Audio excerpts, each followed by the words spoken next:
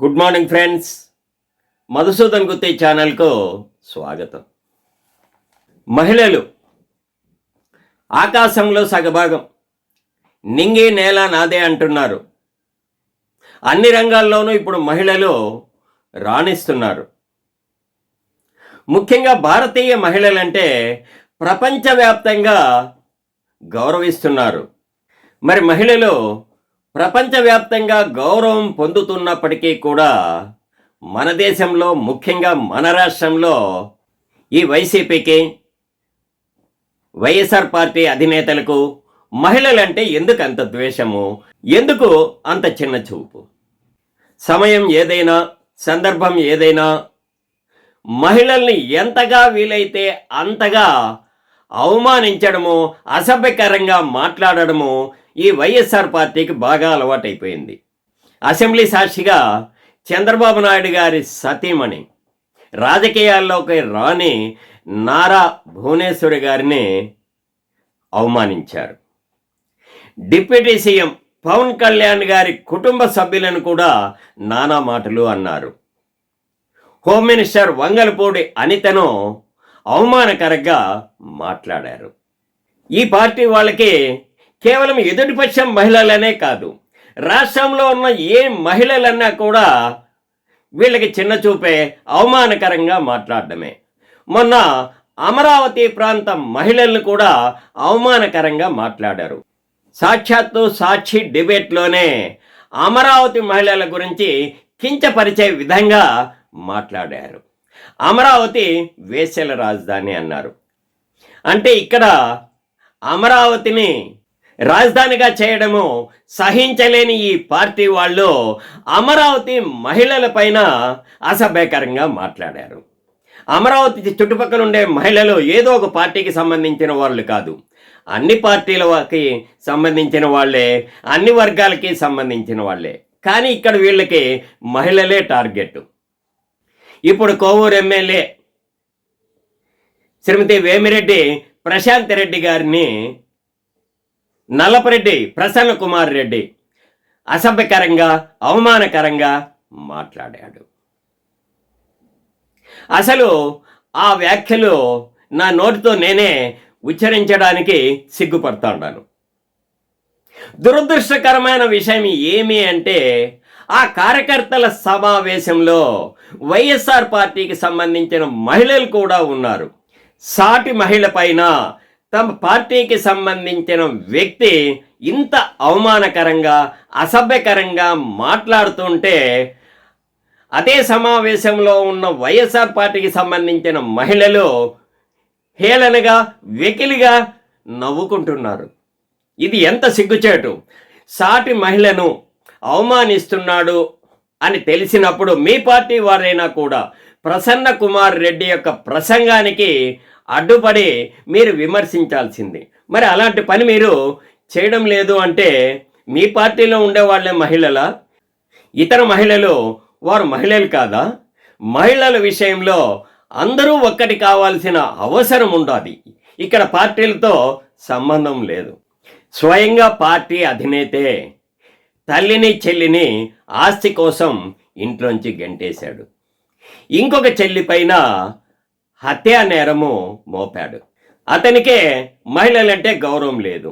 ఇక ఆ పార్టీలోని ఇతర నేతలు మహిళల్ని ఎలా గౌరవిస్తారు? యథా రాజా తదా ప్రజ. ముఖ్యంగా మహిళలను అవమానించిన వారిని, అసభ్యకరంగా మాట్లాడిన వారిని కోర్టులు క్షమించకూడదు. ఇలా మాట్లాడిన వారికి తీవ్రమైన శిక్షలు వేయాలి. కానీ ఎన్ని కేసులు పెట్టినా కోర్టులు కూడా ఇలాంటి వారికి బెయిల్ మంజూరు చేస్తున్నాయి. అంటే మన భారతీయ చట్టాల్లోనే మహిళలకు సంబంధించి చట్టాలు లోపభూయిష్టంగా ఉన్నాయా? అందుకే ఇలాంటి వారు చెలరేగిపోతాండారు, ఇష్టం వచ్చినట్లుగా మాట్లాడుతున్నారు. చంద్రబాబు నాయుడు గారు కూడా ఇలాంటి వారిపైన చాలా అలసత్వంగా, ఉదాసీనంగా ఉంటున్నారు. తమ సొంత పార్టీ వ్యక్తి అయిన కిరణ్ను, ఒక మహిళను అవమానకరంగా మాట్లాడాడు అని అతన్ని పార్టీ నుంచి సస్పెండ్ చేసి అరెస్ట్ చేయించాడు. మరి ప్రతిపక్ష పార్టీ వాళ్ళు కూడా మహిళల్ని చులకనగా మాట్లాడుతున్నారు, హేళనగా అసభ్యకరంగా వ్యాఖ్యలు చేస్తుంటే మరి ఎందుకు చూసి చూడనట్లుగా మరి ప్రతిపక్ష పార్టీలోని ఇలాంటి వారిపై ఏ చర్యలు తీసుకోవడం లేదు, చాలా ఉదాసీనంగా ఉంటున్నారు. మహిళలో నల్లపరెడ్డి ప్రసన్న కుమార్ రెడ్డి ఇంటిపై దాడి చేయడం ఒక రకంగా కరెక్టేనేమో అనిపిస్తుంది. ఎందుకంటే ప్రభుత్వము ఏ చర్యలు తీసుకోనప్పుడు మహిళలే కొన్ని సందర్భాలలో స్వయంగా తిరగబడాల్సిన అవసరం వస్తుంది. మహిళల విషయంలో జనసేన పార్టీ అధినేత అయిన శ్రీ పవన్ కళ్యాణ్ గారు, జనసేన పార్టీ కార్యకర్తలు చాలా మెరుగ్గా ఉన్నారు. జనసేన పార్టీ అధినేత పవన్ కళ్యాణ్ గారు ఎక్కడా కూడా మహిళల గురించి అసభ్యంగా వ్యాఖ్యానించినట్లుగా లేదు. ఆయన ఎప్పుడూ మహిళలను గౌరవిస్తూనే ఉంటారు. కొండజాతి మహిళలకి కాళ్ళకి చెప్పులు లేవు అని స్వయంగా తన డబ్బులతో చెప్పులు తీయించిన వ్యక్తి పవన్ కళ్యాణ్ గారు. మరి అదే వరంలో జనసేన పార్టీ కార్యకర్తలు కూడా ఉన్నారు. వీళ్ళు ఎక్కడా కూడా మహిళల్ని అవమానకరంగా మాట్లాడిన దాఖలాలు లేవు.